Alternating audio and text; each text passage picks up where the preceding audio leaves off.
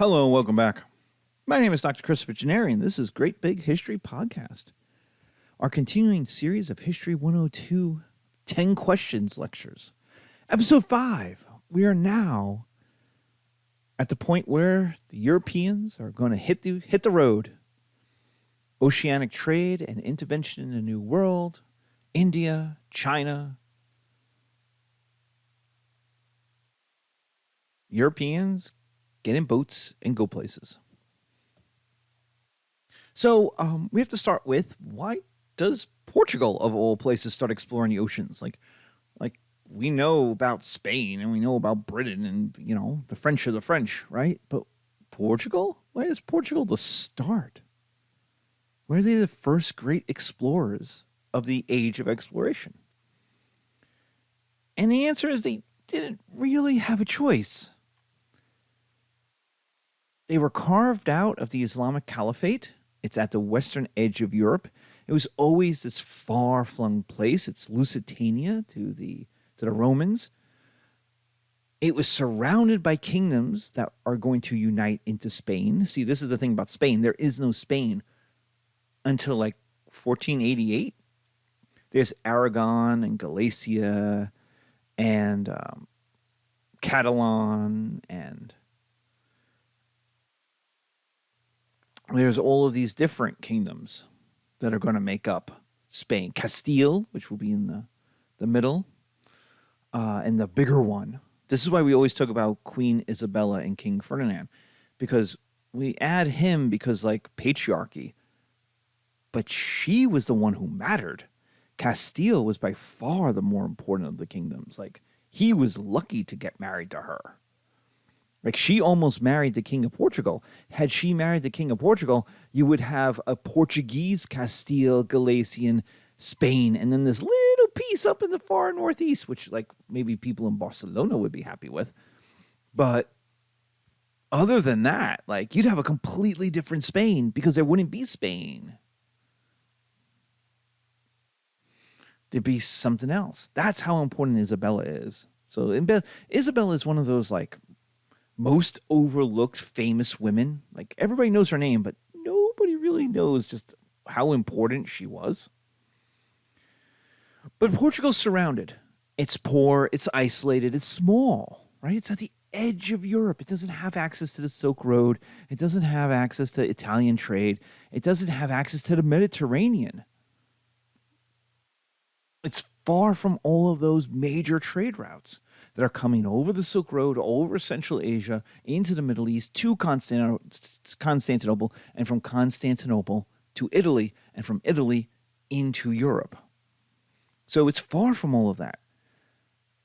And so the Portuguese kings needed money. They had to make money in order to be independent from Spain, to be independent from the caliphates, from Islam. They needed to supplement their income. So one of the things they do is have an alliance with England. It's the oldest current alliance in the world. Also, it's why the English love port so much.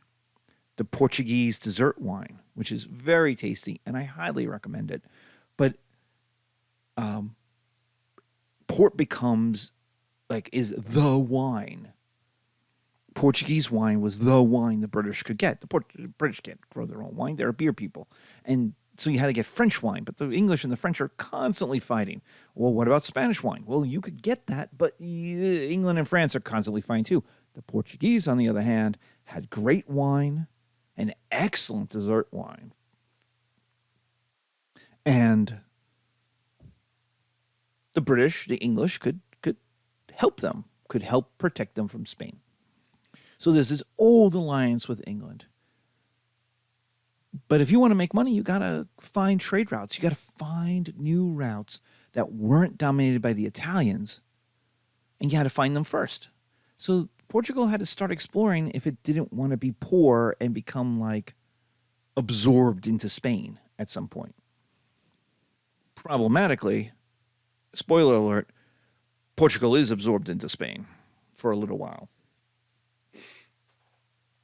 But there's a war of independence, and, in the 1600s, Portugal is free again. So was Portugal successful at this? This poor little place putting all of its money in the one basket that is ocean exploration? Yeah, heck yeah. Henry, quote, the navigator, he financed exploration sailings down the coast of Africa. Maybe we get to India. Maybe we'll get to China. If you go to Lisbon today, and I have been here, I have been at the top of this, there is the monument to the navigators. It is this giant bow of a ship and has all of the great famous Portuguese explorers in statue relief along the planks up to the top. If you go to the top, it's like 10 to 15 stories, and look down, there is a massive mosaic of the world highlighting all the places that Portuguese explorers, quote, discovered. So, and I've been there. I've stood on that map. It's huge. So I highly recommend going to Lisbon, going to see this, go see some of the museums, and then head south and go to the beaches. You know, Sesimbra and Coimbra. Go Cascais. Go have some fun at the beaches. But see this first. And what that exploration did was give them scientific knowledge, the currents, the winds, the how the oceans work. So you just don't get on a boat and move, because the problem is you need sail power, you need wind power to move it. And the earth rotates, and so winds blow, but they blow at certain times in certain directions at certain speeds. The Portuguese, Vasco da Gama, is going to find this out when he ignores everybody's recommendations in the Indian Ocean and says, oh, I'll be fine. It works just like the Atlantic, right? And it turns out the Indian Ocean with its monsoons works nothing like the Atlantic. So they get scientific knowledge, and that gives them this head start. They know more than other people as they head down the coast of Western Africa. What that also allows is for them to start rest stops, places like you can stop and go to the bathroom, get some food, make a trade connection. We do this all the time, right? The New Jersey Turnpike has rest stops. The Pennsylvania Turnpike has rest stops. And when you see last rest stop for 200 miles, you stop. But I'm sure you do this when I drive down to Disney World in Florida. I'm driving from whether I'm driving from New York or I'm driving from Jersey down to Florida, there's certain places that I'm like, all right, we stop here. We stop there. We stop at this Walmart. We get, it used to be, we would stop at the J&R smoke shop for a decade or more in North Carolina. You stop at south of the border in South Carolina, right? We would do that more on the way back up. But it's like, here's a safe spot. You know what's there. You can depend on it. You could get a bathroom. You get something to eat. You get some McDonald's. You get, right? You're fairly safe. And so you couldn't get all the way. It's too far. You can't get all the way down to the coast of, to India, around Africa in one shot. You had to stop along the way. And so they made alliances. They made trade with the local coastal African peoples. As they sail and stop, sail a little farther, stop, sail, stop, turn around, go all the way back to Portugal, tell them what they found, then repeat and go a little bit farther. And so if you look at the map on the bottom, on the video, you see all these little green dots,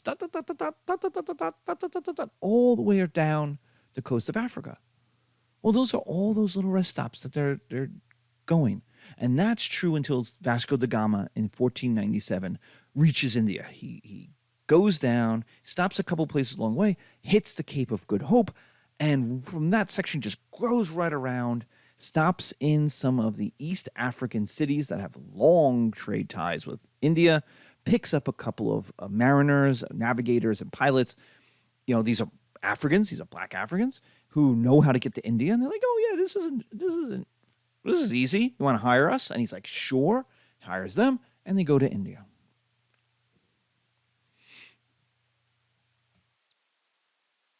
What effect did Vasco da Gama reaching India have on Europe?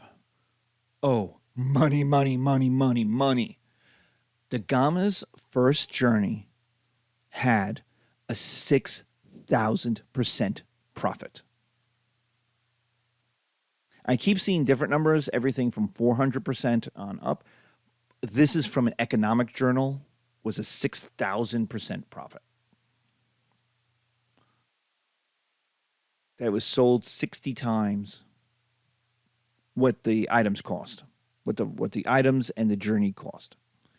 Now, you have to understand, the S&P 500 goes up 7% a year. If it goes up 7%, you've done well. That's stocks and bonds, right? The S&P 500 is stocks. But if the stock market, stocks and bonds go up 7%, you've done well. Hedge funds who are micromanaging down to the second, the millisecond of profit on the stock exchange make 15%.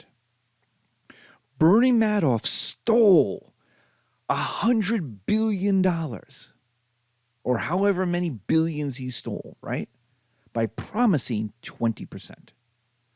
Imagine what you'd be willing to do for a 6,000% profit, for 60 times your investment. You might start a war. So the Portuguese king gets rich on this. He puts up a few million, he gets 100 million back, right? He gets rich. Other kings get jealous. Notice there's the king of Spain right next door, right? And the king of Spain and the queen of Spain the king of Spain isn't even in charge of Spain. The queen of Spain is.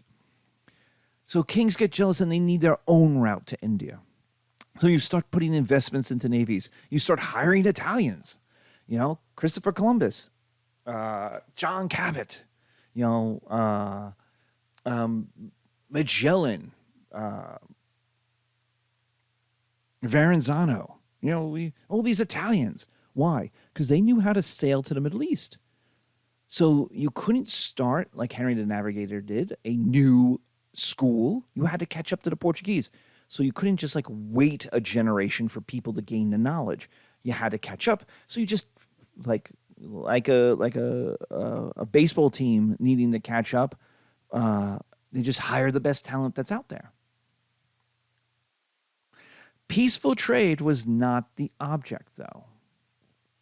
Because right from the beginning, there's the idea that what if we loot or pirate or tax or steal? Then we make even higher profits. Like the trade to India is nice, but what if we just stole everything from India or pieces of Africa or other Europeans? Then we'd make even more profit. This is part of the Reconquista's crusader anti-Islam spirit. The Reconquista is the Catholic reconquest of Spain against the Islamic Caliphate in Spain. And part of that crusader spirit was, F them. We'll just take their stuff. That's Granada. That's Sevilla. That's how Spain is conquered. They didn't negotiate this stuff. They took it. And so da Gama's second and third journeys are military expeditions. We'll see this with Columbus. Da Gama becomes a freaking pirate. He goes from being the first European to sail to India, nice and peaceful, does his thing, a little dumb because he's already doing the white supremacy thing that the white guy knows best. He's like, oh, I'll just leave now. And all these brown people and a couple black people say, the monsoons are on the way. You got to wait. The winds are blowing the other way. He's like, no, I want to get back to Europe. I'm awesome. I know what I'm doing. And it took him, say, 60 days to get from Africa to India. It took him 3 times as long to get from India back to Africa, to the coast of Africa, because he got stuck. As Coleridge does in Rhyme in the Ancient Mariner, day after day, we struck nor breath, no motion, as idle as a painted ship upon a painted ocean. Water, water everywhere, and now nor boards to shrink. Water, water everywhere, and not a drop to drink. Da-da-da. But da Gama just made war on Muslim pirates. on Muslim pirates, on Muslim sailors. He actually attacked pilgrims on Hajj. Do you know how awful you have to be to attack a religious pilgrims on Hajj? He murdered men and women. He kidnapped children for Jesus. Like, the Gama goes from being, and we're going to see this with other of these guys, from being the great explorer on the first journey to then you flip the page for what happened after that, and you're horrified.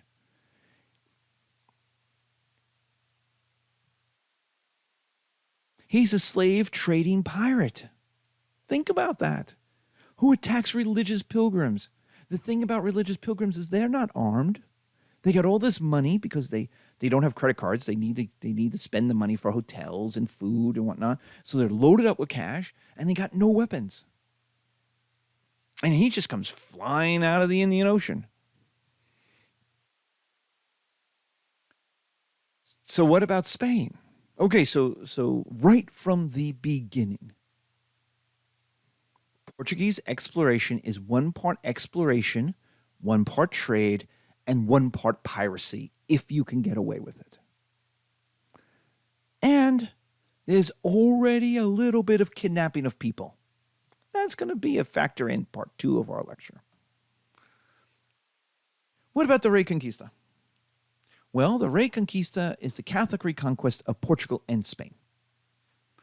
It's from the Italian Caliphate from 711 to 1492. In 711, Arab and Berber Muslims from Morocco crossed the Strait of Gibraltar into southern Hispania, at the time owned by the Byzantines and the Visigoths, and won a series of battles that pushed Christian kingdoms all the way to the Atlantic, all the way to the north to the mountains. There was always a few Basque, a few Christian kingdoms that were independent, that were never conquered, way in the north. In 732, a Islamic army invaded over the mountains into France. It was defeated by Charles Martel, the Hammer, at the Moors. He defeats the Moors at Tours, Tours, and they come tumbling back. And that is kind of the beginning of the Reconquista, where Catholic forces, Catholic kings, Catholic armed men could always find a reason to fight in Spain and take land. It was an open frontier, kind of like the West versus the Native Americans. You could always go, you could always kill people, you could always take stuff and claim land. This is one of the reasons why so few Spanish knights participate in the Islamic Crusades in the Muslim world. It's French, and it's Southern French, and there are some Italians, and a lot of Germans, and there's this call that goes to the Spanish, and it's like, the Spanish and the Portuguese. And it's like, hey, guys, we're on crusade. You could save your soul. You can make lots of money. We'll beat up Muslims. Come to the Middle East. And there's a haughty response that goes, we are always on crusade in Spain. And these French guys go, yeah, okay, bye. And they get on their boats and they go to Jerusalem. But that was the idea. Portugal's crusade ends, their Reconquista ends by the 1300s. Spain ends literally in 1492. Columbus sails the ocean blue because Spain conquered Granada. If Spain had conquered Granada in 1493, it would have been a different song. Columbus in 1493 needed to take a pee, so he sailed across the sea, something like that. It would be a different song. It has nothing to do with this. The only reason it's 1492 is that's when the Reconquista ends, and that allowed extra ships, extra soldiers who have nothing to do. So when Columbus goes and says, hey, I want to go west to China, Queen Isabella has a problem. She's got all of these men who need to get paid, and the war is over. So she goes to these guys and say, I want to take a trip. And they say, sure. They liked violence, and they're very angry non-Christians. That is going to play a factor later. So Columbus goes to China, and the reason he goes to China is to get there before the Portuguese get there. That's the idea. To get there before the Portuguese get to India.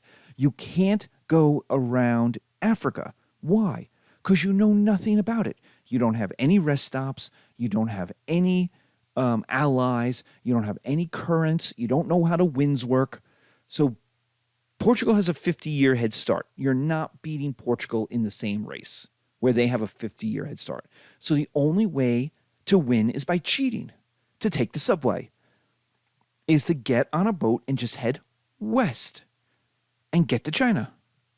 The problem is that everybody knew the world was round. Anybody who's a sailor knows the world is round. There is no, it was flat, it was round, because if you see a sail at the horizon, the ship disappears, but you can still see the sail. That means there's a curve. The issue was, how big was the Earth? Now, people knew the Earth was about the right size back in the ancient Egyptian days. They did the math, they had the astronomy, it was fine. That knowledge had been lost. This is one of those times when your elders know more than you do, even though you think you're smarter than they are. That knowledge had been lost, and so the maps that Columbus is using has the world around 3,000 miles smaller in circumference. That's a problem if you're hoping to sail to a place and have enough food. It turns out that the world is 3,000 miles bigger than expected, but it's also just big enough to put North America, Central America, and South America in that 3,000 miles part. Turns out they missed by 2 continents. So the age of discovery is always this militaristic cultural supremacy component. Unlike the Byzantines and then the Italian Silk Road trade, who negotiate, who trade, who exchange, who do not make war and take stuff. The Reconquista, da Gama, Columbus, and the guys who come after like Cortez and Pizarro are always going to have this spirit of, if I have to, I can negotiate, but if I don't have to, why don't I just kill them and take their stuff?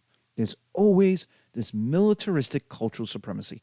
Might makes right, and we are right. So we can use our might. So what was Spain able to do in the Americas pretty quickly? So Columbus runs into a continent. He comes back. He says, I found some islands. I think I'm off the coast of India. And people are like, yeah, I don't know about that. That's really weird that you went that far. But maybe go back.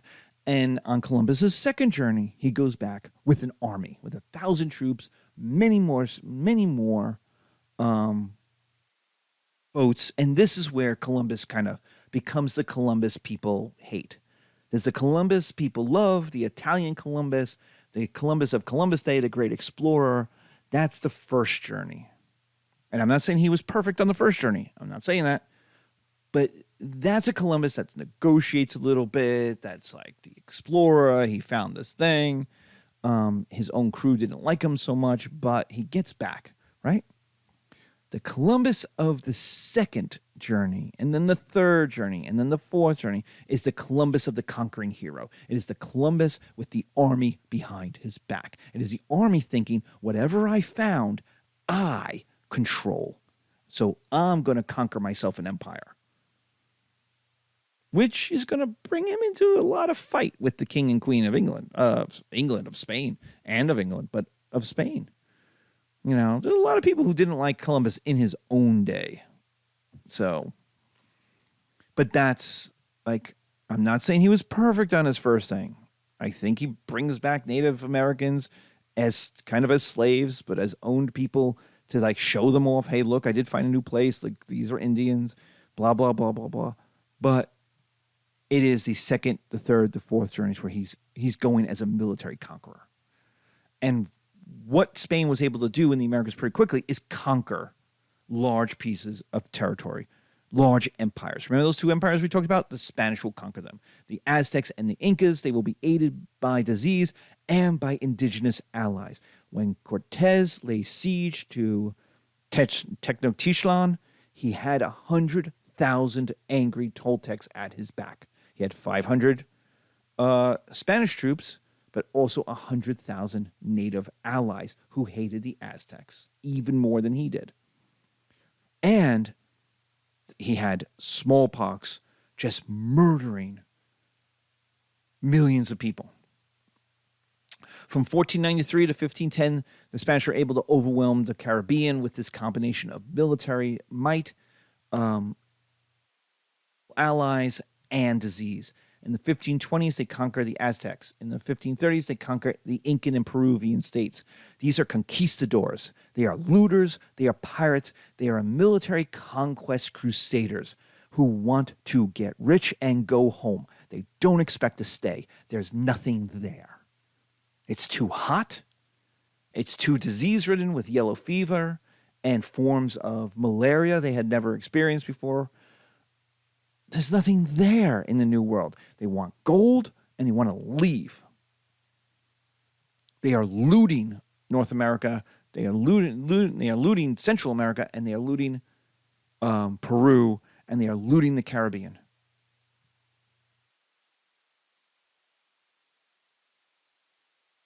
So what effect does all this New World gold and silver have on European politics? Well, it made Portugal and Spain into great powers. If you're watching the video, you have the Spanish world is red, the Portuguese world is blue, and look where it is. It's all over the world. Down the coast of Africa, up the coast of East Africa, India, the Arabian Sea, the Persian Gulf, Indonesia, Bengal, China, the Philippines. It made Portugal and Spain into great powers. Well, what if you're at war with Portugal or Spain? Or you're just a king who wants to be rich, who used to look down on the Spanish or the Portuguese? Well, now you have an arms race in Europe. Spain versus France, England, Dutch, Sweden. You get military revolution as armies get bigger and get better armed. Kings get more political power in order to finance those armies, to train those armies, to professionalize those armies.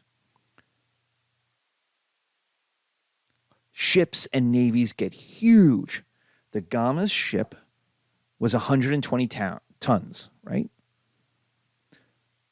Spanish Pacific galleons that would go from Mexico to the Philippines were 2,000 tons 100 years later.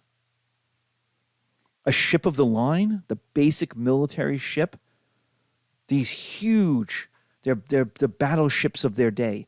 They were 600 tons and carried 74 guns. 32, 37 on a side. I mean, that amount of firepower, that amount of 2,000 tons. A ton is 2,000 pounds, right? So these are just massive ships that can carry massive amounts of stuff. Hundreds of men, plenty of arms, gunpowder, food. 2,000 tons could carry massive amounts of trade. And these massive wars were massively expensive, and they required trade and colonies. They required places you could get money from easily, or they required people who were willing to trade with you all the time so you can make a profit. And so you have these wars of Portugal and Spain, France, England, the Dutch, Sweden, all fighting each other, mostly in Italy or in Germany. Those are going to be the two great battlegrounds of Europe for the next couple of 100 years. Okay, so what we have is a militarizing Europe. New World gold, the discovery of the New World set off an arms race. New World gold made financing armies easier. The Dutch, the English, the Swedes, the British all have to catch up because they don't have access to Aztec gold or Peruvian gold. So they're going to have to catch up. They're going to have to find new colonies, new ways of trade. new sources of money. Okay, but still we're left with the place where the Europeans in the New World don't want to stay there. Like Cortez does not stay. He goes back to Spain. They don't want to stay in the New World. They want to go home. The New World, for all its scientific interest, was just too different. It was too big. There was nothing really there for them. It wasn't home. So you could stay for a little while, like colonists in India, the British Imperials in India. You stay a little while, you run the place, you make some taxes, you make a good name for yourself, you make some money on the side, and you make enough that you're well off that you can buy a good place in Spain and go home. This is what British imperialists do in India in the 1800s. They go, they don't intend to become Indian. They don't intend to stay in India forever. No, they want to come home. They want to go. They want to send their kids to Eden and then to Cambridge. They no. They want to get out of, they want to have a summer place in Brighton and have a nice shipping company in Liverpool. That's what they want. Please. They want to get out of the Yorkshire. And if you're Scottish, they definitely are leaving. So what discovery made colonizing and settling of the New World worthwhile? Sugar. Sugar, sugar, sugar. Sugar is going to be the oil. Sugar is the drug. Sugar is the heroin of the New World. It is the thing that makes staying worthwhile. Sugar came from India. It's part of the Silk Road trade, but it's too bulky to ship easily. It's grown on a cane, and so the cane is big. It's hard to refine, and so you can't ship the cane very easily, and grinding down the cane into a powder form and then shipping even the powder form is heavy. So while it's a delicacy on the Silk Road, it's never a major component, right? It's just too hard to ship enough of. The Portuguese tried to make it grow in the Azores using African slaves they inherited from the Muslim economies, and they failed there too. But in the New World, sugarcane was an invasive species with no natural predators, and suddenly you got massive growth. And with that came a huge increase in consumption. In 200 years, consumption of sugar went up 50 times, 5,000%.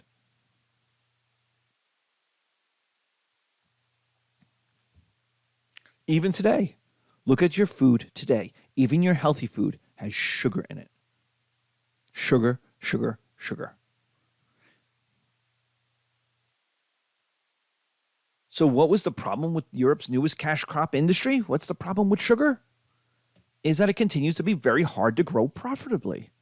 You need a lot of land, which needs a lot of labor. Then it needs to be ground up into a dust so it can be shipped.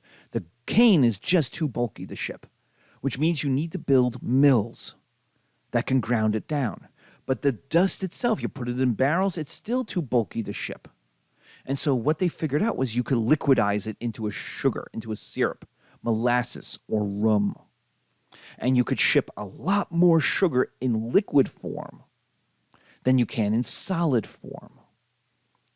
And you know this without even having to be told. A can of Coke has 9 teaspoons of sugar in it. Monster energy drinks have 14 teaspoons of sugar in them. Now, face it, if you just for like lunch, we're going to have your turkey sandwich and 9 teaspoons of sugar, you would never do that. You would never consume that much sugar. You'd be like, oh, this tastes terrible. Oh, it's awful. It's sugar. But a can of Coke? Woohoo! Give me more. Give me seconds. right? Let me get the big gulp version. 32 ounces, which has like 40 teaspoons of sugar. Well, to do that, to liquidize all this into sugar, you need furnaces, you need barrels, you need insurance for all the product, all the shipping. You need roads from the mills to the ports. You need ports. You need stevedores, people who can load this stuff on the ships. You need record keeping. How many things? What's their weight? What's their value? You need lawyers and contracts. You need banking and loans. You need an entire infrastructure to be built from scratch, which means you need a financial, legal revolution to fund all of it. You need education to run it, and you need a massive labor supply to do all the terrible, terrible jobs that the European owner of the plantation, the owner of the sugar fields, doesn't want to do. Whew. So this is a reason to stay. You own 100 acres, 1,000 acres, 2,000 acres, a plantation, a hacienda, something that the Roman elite would understand. And you have people working it, and they're working it to cut down, to grow and cut down, then to manufacture sugar, and then to barrel it up and ship it. Whew. So who's your labor going to be? Well, Europeans aren't going to do it. European peasants aren't going to come 3,000 miles across the sea just to work for your shitty company. That's not going to happen. Right? They could stay home and work for a landlord that treats them pretty badly. So the only people who can do all this work are the native peoples. And it's a good thing there are some 60 million of them living in the Americas, from what's today Canada all the way down to Tierra del Fuego of Chile. Good thing, right? And so what happens in a native population between 1500 and 1600? Obviously it grew, right? Because people are people. People making babies. Things, okay, the conquest is a little disruption, but things will be fine. Things will go back to normal, right? No. Oh, we have an extinction level event. We've already kind of mentioned what's going on. But 95% of the native population died. This is dinosaur. This is asteroid hits the Earth level of death. 95% of the native population is going to die from the old world diseases, especially smallpox.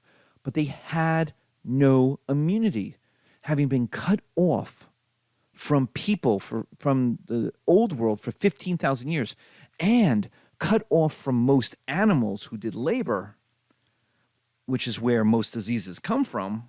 Like, remember, COVID come from bats. AIDS came from primates, right? The flu comes from animals every year. It comes from living with pigs, living with animals, that you get diseases. Well, the New World was completely cut off from that. So their bodies were 15,000 years behind. So when old world diseases show up, it's the Terminator versus Bambi. They never had a chance.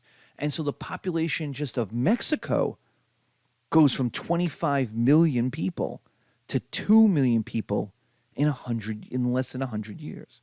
We are talking dinosaur level mass death. And that's just from the diseases. There was also war. There was also murder. There was also the overwork. There was a genocidal desire to just wipe out some groups of natives. We see this in the United States. The only good Indian was a dead Indian. That was not a saying. That was a policy in the United States. So you have a humanitarian disaster, the obliteration of language, of culture, of knowledge. And the Spanish didn't care about maintaining any of it. None of it. The quipu from the Incas, all of that knowledge, they burned it. They didn't care. They didn't care about the people. They didn't care about the culture. This is white supremacy in action. Because it wasn't just conquering and taking their stuff. That happens in everywhere. Everybody's doing that entire History 101. But what's new is the complete disregard for the culture or life of the people they were conquering. So what we get is a genocidal humanitarian disaster for the peoples of the New World. For the Spanish and the Portuguese, it's a crisis of labor. It's an economic disaster. They wanted to be lords of the New World. They don't want to be workers. Nobody from Spain or Portugal is going to be a farmer in the New World. That is not why they're going. Hell, the early British who go to North America are not going to be farmers. That's why the Pilgrims almost starved the first year. And that's why Virginia fails. Roanoke fails. And Virginia almost fails. It effectively failed. Like when they come back the second year, people have committed cannibalism. I mean, come on. You know, that is not a successful place if it's eating its own people. But Europeans, peasants don't want to farm sugar. It's too hot. It's too hard. And besides, in the New World, you're not a peasant. You get to start over. You got on a boat. You show up. You're one of the few Europeans in the New World. Why would you be a peasant? Working land. I mean, come on. You could be anything. The world is your oyster. And so there's a need for a labor supply that cannot leave, that can live in the heat, and can be made to work the sugar farms. So what was the Portuguese and Spanish solution to their economic problem? And that is African slavery. They are going to take African slavery to replace native labor, the loss of native labor.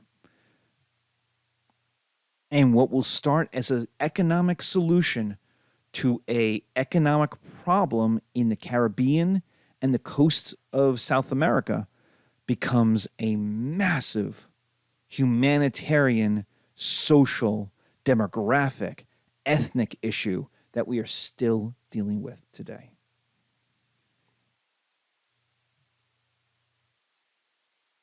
Okay. I'm sorry.